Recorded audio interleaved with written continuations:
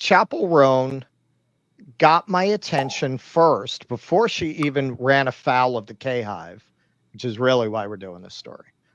But she got my attention because she is interrogating the assumptions that we have about fame in ways that I must say I grew up rough and I grew up in a different time. My first instinct when I hear about people saying they need mental health space is definitely toughen up, Buttercup.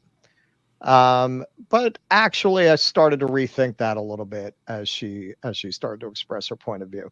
So this is one of many think pieces that have been done about her recently, particularly since she ran into the K-Hive buzzsaw. Chappell Roan got too famous too fast. Though real diehards have known about her since 2020, for the general public, Roan has rocketed from anonymous to ubiquitous in less than a year. Her debut album, The Rise and Fall of a Midwest Princess, was released in September 2023, but didn't crack the Billboard 200 chart until April. By July, Roan had a half dozen songs on the Hot 100. This summer, the Times ran a story on the rapid upscaling of her live tour. She went from playing a 600-person venue outside Sacramento to drawing an estimated 80,000 at San Francisco's Outside Lands Festival. Up until the European cancellations, Roan was an endearing story of overnight success, the quirky theater kid who'd made good while remaining honest and unfiltered, and most supporters agreed with her decision to draw a firm boundary against pushy fans. But the canceled shows set off the first rumblings of a backlash, one so predictable Roan even put it in her album title. The downside to her rapid ascent is also becoming increasingly clear. Chappell Roan got famous before her brain did. Roan hasn't had the time to learn how to protect herself against the glare of the spotlight, nor to gain the financial resources other celebrities use to closet themselves from the world. She's fallen into an unmanageable level of notoriety, famous enough to have stalkers, not rich enough to hold up on Lake Como. Adding to Roan's difficulties is that she carries a burden of representation that the others don't.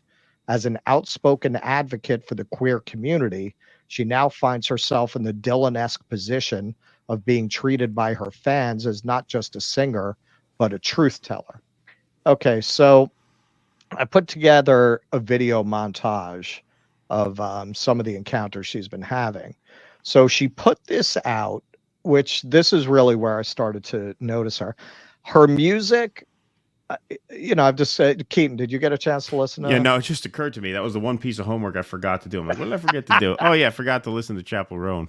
Okay, so I my literally had take, no idea who this person is. None. When this yes, story broke, I had no idea. I am hipper than Keaton. Much Much, hipper. much hipper than Keaton. Um, okay, she's doing this kind of 80s thing. She definitely owes a lot to Cyndi Lauper. Um, she's got a good ear for a hook. Like her songs will definitely give you earworms. I'm of the opinion that the nature of the music industry today is such that nobody who's really musically original is going to break through because they're just not even going to get a contract with a record company. So I don't Right. find her stuff original. It's well done for what it is. It's very derivative of 80s pop, but in a good way. And I think she's hitting the zeitgeist the way that she is, because in many ways she is a perfect representation of her generation. She's drawing on these older traditions, but she's doing it as an openly gay woman, which she presents in a way that is woven into her music in a way that doesn't feel pretentious, that doesn't feel like it's attacking the audience. It's just, okay, this is who I am as a person. Fine.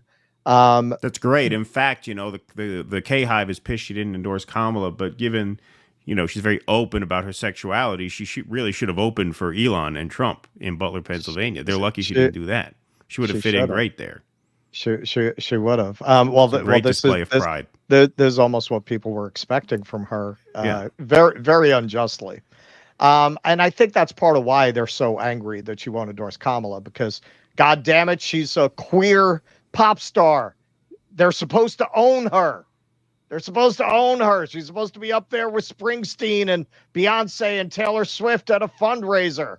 How dare she have her own thoughts? But again, in this, as we'll see later, her politics are very much right in the zone of her generation. And I think that's a big part of why she's blown up this way. So unlike a lot of her predecessors, she's interrogating what a star, what a famous person is supposed to put up with. For the past 10 years, I've been going nonstop to build my project, and it's come to the point that I need to draw lines and set boundaries. I want to be an artist for a very long time. I've been in too many non-consensual physical and social interactions, and I just need to lay it out and remind you, women don't owe you shit. I chose this career path because I love music and art and honoring my inner child. I do not accept harassment of any kind because I chose this path, nor do I deserve it. I turned off comments because I'm not looking for anyone's response. This isn't a group conversation. I understand that this is jarring to hear from a person in my position. I'm not afraid of the consequences for demanding respect. Just to let you know, every woman is feeling or has felt similar to what I'm experiencing. This isn't a new situation. If you see me as a bitch or ungrateful or my entire statement upsets you, baby, that's you. You got to look inward and ask yourself, wait, why am I so upset by this? Why is a girl expressing her fears and boundaries so infuriating? This is all. Thank you for reading. All right. So, yeah, maybe if she had gotten famous more slowly, they would have broken her in and she wouldn't be asking these questions. I think these questions are valid. Like I said, I had my initial knee-jerk reaction, and the more I thought about it, the more I said, our modern type of fame has only been around for a little over 100 years, since the invention of film and recording. You couldn't mass distribute an image that way until relatively recent times. Sarah Bernhardt, the most famous actress of the 19th century, I'm sure she could walk down the street without being bothered most of the time. Well, sure. Most people would not have recognized her. You didn't have this type of modern fame until relatively recently, and it was almost no sooner than we had it than we started to make films about the dark side of that kind of fame, All About Eve, Sunset Boulevard, right? About the price of fame and what it does to people. For the first time, virtually, particularly somebody early career like this, we've seen people who have late in their career interrogate the nature of fame, but somebody on the way up to say, hey, you know what? Why should my family being stalked come with the territory? Like, why should I have to put up with that? So I put together a video of some of her more notable public moments. So we'll take a look at that and discuss. I just want to be honest with the crowd, and I just feel a little off today because I think that my career's just kind of gone really fast, and it's really hard to keep up. And so just being honest that I'm just having a hard time today. This is all I've ever wanted. It's just heavy sometimes. So thank you for that. I just wanted to share that I am very fortunate and grateful to have my dream job. This job is very difficult for me to process and maintain a healthy life and mindset. I already have difficulty regulating my emotions because I have bipolar 2 disorder. Everything is very exciting right now, and I'm realizing that success actually makes me quite uncomfortable and self-conscious, and I'm not sure why yet. This career is fucking hard. I'll be fine per usual, but thank you everyone for the continued support.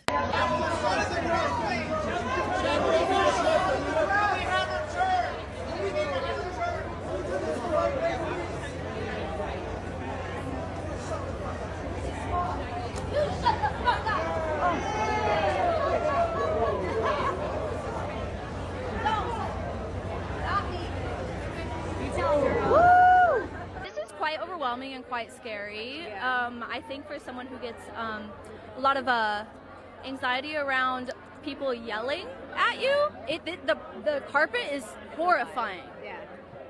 And I yelled back. I yelled back. You don't get to yell at me like that. I need you to answer questions. Just answer my questions for a second. If you saw a random woman on the street, would you yell at her from the car window? Would you harass her in public? Would you go up to a random lady and say, "Can I get a photo with you?" And she's like, "No, what the fuck?" And then you get mad at this random lady? Would you be offended if she says no to your time because she has her own time? Would you stalk her family? Would you follow her around? Would you try to dissect her life and bully her online? This is a lady you don't know. And she doesn't know you at all. Would you assume that she's a good person? Assume she's a bad person? Would you assume everything you read about her online is true? I'm a random bitch. You're a random bitch. Just think about that for a second, okay? I haven't. Okay. So, I think there's a tendency, and again, it was my first reaction. Well, what do you think fame is going to be like? And okay, unreasonable is to think that you're just going to be able to go to the supermarket ever again. And if you're going to get into this field, and she was in it for 10 years before she hit, you got to understand that. At the same time, I see this as an extension of certain things like Me Too, which, yeah, there have been excesses around that movement, and we've talked about it. I've certainly talked about it.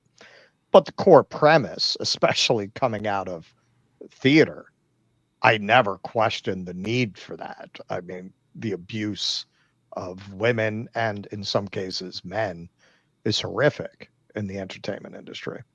And until people really said, hey, why do we accept that this is just the way it is? Those things couldn't change. She's asking, I think, valid questions. Why do we assume that somebody who's famous has to put up with being treated that way? Can you stigmatize it the way we stigmatized sexual harassment with Me Too? Well, I think it's also, I mean, now it's even harder to separate that sort of work life from, the lifestyle of a rich and famous person, because in the social media age, you're forced to commodify yourself. You are the product to such a large extent. Like the article draws the Bob Dylan comparison.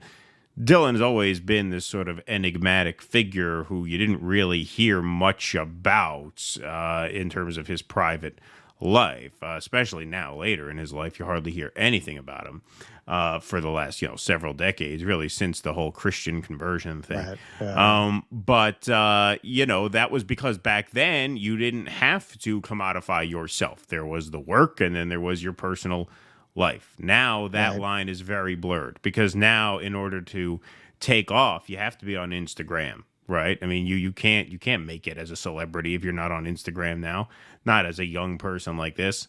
So that line is even blurrier now than it's ever been, to the point where now, of course, come election season, they expect you to say what they want. And when you don't, this happens. So we can. Yeah, that's the next part. Right. So she went ahead already having a lot of problems. And she did an interview with The Guardian where she had the temerity not to endorse Kamala.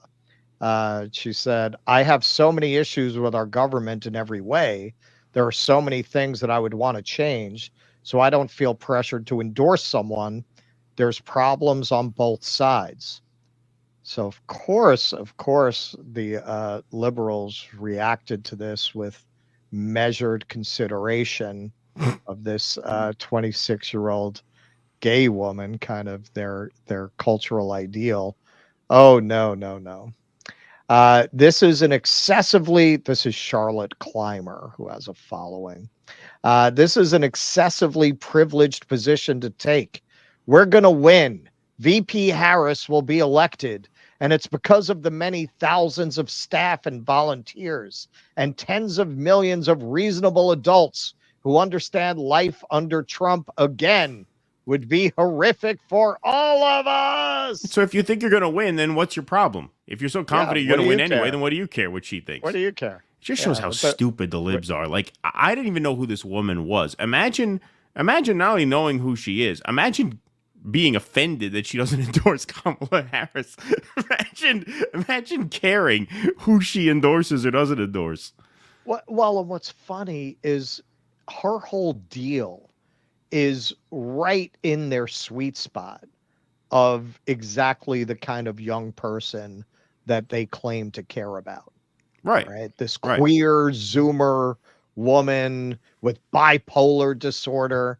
See, this is another thing. This is why I say, like, she hit the zeitgeist just right. Even the way she's experiencing fame, where she's basically going on Instagram and talking about her bipolar disorder and how she doesn't want people grabbing her. Like, she is a perfect representative of Gen Z. And for the libs, that's supposed to mean they own her ass. Right. That means a certain fealty is required. That's like paying your dues. Right. Maya Luna. Chappell Roan is an embarrassment to lesbians. She's a lesbian author, I believe. You can't borrow from drag aesthetics and embrace your sexuality and then pretend the party that would criminalize our happiness is the same as the one who protects it. Okay. Jeremiah Johnson. Every quote from Chappell Roan is what a shallow person thinks a deep person would say. Or I've always thought what a 26-year-old would say. It's she's who's not a public intellectual. She's a musician. Exactly. Who did not ask to have her political opinion solicited in this way. Right. That's the thing. They she didn't stand up to be representing her generation's politics. She didn't ask for that. All right. So first she did a video trying to clarify. Apparently she has an uncle who's a Republican state rep. So, you know, of course people decide, well, she must be a Trumper. That's clearly what she's saying with at length talking about how central trans rights are to her. She must be a Republican. All right, so let's take a look. Encourage people to use critical thinking skills, learn about what they're voting for, learn about who they're voting for, and ask questions. And it's being completely taken out of context. This is my third election in voting, and the world is changing so rapidly, and I want to be part of the generation that changes things for good because we need it. No, I'm not voting for Trump, and yes, I will always question those in power and those making decisions over other people. All right, so that cleared it up, right? The libs went home, packed up their tents, went home. She's not voting for Trump. No, that wasn't good enough. The pile-on ensued, and she did a follow-up video in response to the pile-on, which I got to say, even at our not even a smidgen of the level of what she's experiencing, hopefully what you will learn from this is don't feed the trolls. Right. Don't feed the trolls. They're never going to be satisfied. It doesn't matter what you say. It's not about honest argumentation. They're not after that. They're trying to get to you. And the more you respond, the happier they are. Exactly. I just woke up and to like people just skewing it even more. Endorsing and voting are completely different. I don't agree with a lot of what is going on with like policies. Like, obviously, fuck the policies of the right, but also fuck some of the policies on the left. That's why I can't endorse. That's why I can't like put my entire name and my entire project behind one.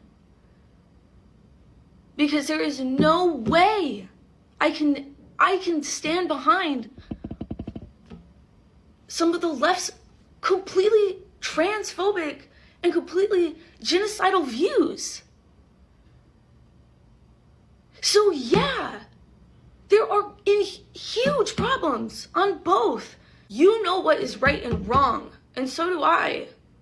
Fuck Trump for fucking real, but fuck some of the shit that has gone down in the Democratic Party that has failed people like me and you. And more so, Palestine. Oy, careful there. And more so, every marginalized community in the world. So no, I'm not gonna settle for what the options that are in front of me. And you're not gonna make me feel bad for that. So yeah, I'm voting for fucking Kamala.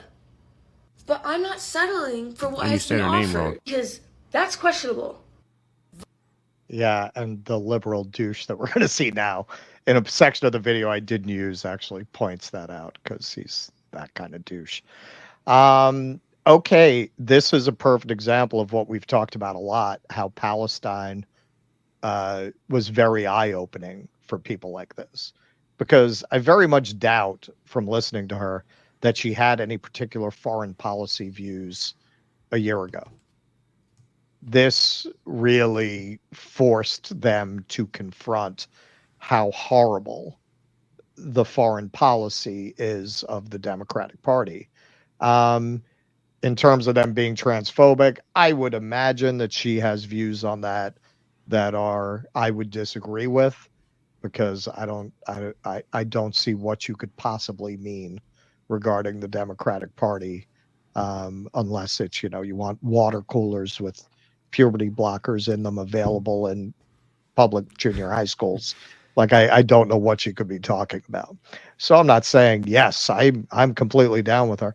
But hey, man, she's very emblematic, I think, of what's happening with her generation, where they started out with these kind of social justice politics, and then seeing the horror of this genocide pushed them into what I would consider more substantial objections to our political system. And this is a nightmare for them. This is a nightmare for them because it's not just her. It's not just her. She represents a lot of people. And there has been a lot of support coming from people her age saying, yeah, no, I mean, that's how a lot of people feel. Why don't you leave her alone? Right. So here's a lib. Okay, you want to see where the grift is? You want to see where the money is? This lib made a response video to her. We're going to see a little bit of it, not all of it. 8.4 million views. This guy has 14,000 followers on X. 8.4 million. There's a lot of gold in them our lib hills, man. Vote for who, in your mind, is the best option for what we have right now. Yeah, Kamala Harris is definitely our best option right now, as well as all the Democrats up and down the ballot. And I hope this makes it clear that no, I'm not picking the sides of what we have right now. I mean, it kind of sounds like you've picked a side in terms of voting for Kamala Harris, but you just don't know much about the rest of the Democratic platform. But you can certainly read it. It's online. How many degrees does that guy have? Obviously better than the other. Notice how many degrees he has behind him? Getting back on the same page again. But Jesus fucking Christ. Oh boy. I hope you don't settle for what we have and put your name behind someone that you don't fully trust. I fully trust that Kamala Harris and all the Democrats up and down the ballot are going to protect democracy and make this country a better place. Good. So vote. So then what's the problem? So you vote for who? Like, they are just the shallowness of these people to be this invested in the political preference of someone like this. It shows you where their head is at. It shows you just what hollow starfuckers they all are, right? Because their entire politics is all about social cachet. That's what their politics is, right? That's why they won't say anything about the genocide, because that can cost them some social cachet. The issues that buy them social power are the ones that they invest in, and the ones that pose some threat to that are the ones they don't touch. And maybe that explains some of their celebrity obsession psychologically, because they're used to getting what they want from Beyonce and Taylor Swift and, George Clooney, right? They're used to being able to look to these people because the fact that they express their politics is validation, not only of their politics, but of their personhood. Like, to them, politics is self-expression. So as Right. much as that can be reflected in the upper echelons of society, be it finance, politics, or entertainment, that's what they're in it for. And so that must be what explains why they just can't let this go. To a person who I never heard of this person until a few days ago. Yeah. Well, this is also what Caleb Maupin got into a lot in his book about Kamala, and we talked a little bit about it in the interview. Um, the form of leftism that they embrace is a form that had always been the province of upper class intellectuals. It's a left of personal expression as being the basis of your leftism, a constant expansion of personal rights and personal freedoms. Now, the funny thing about her and her generation generally is they very much are the end product of a decades long effort to create a left that would have the rebellious pose of fighting power without the substance of fighting power. Right. With after October 7th, they found the substance. They found actual substance of fighting power. And it's turning an entire generation against the liberal class and its proxy, the Democratic Party. So this is terrifying for them. I don't think it's an accident that she's one of the younger pop stars coming up and she's refusing to play ball. We saw the same thing with Boy Genius when Obama came out and talked about them being on the playlist, his summer playlist. They were like, fuck that guy.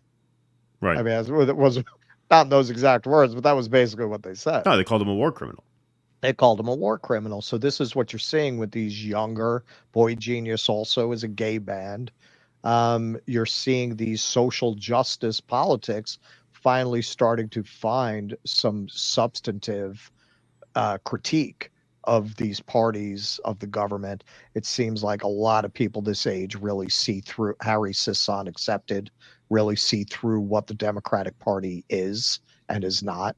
So after the libs were so charming to her, she dropped out of 2 appearances, one of them in New York. I would be tempted to go to one of these shows just to see everyone looking at me, wondering what I'm doing there. I apologize to people who have been waiting to see me in New York City and DC this weekend at All Things Go. But I am unable to perform. Things have gotten overwhelming over the past few weeks, and I am really feeling it. I feel pressures to prioritize a lot of things right now, and I need a few days to prioritize my health. I want to be present when I perform and give the best shows possible. Thank you for understanding. Be back soon. Now, again, look, I come from a different time, and I come from a kind of rough area.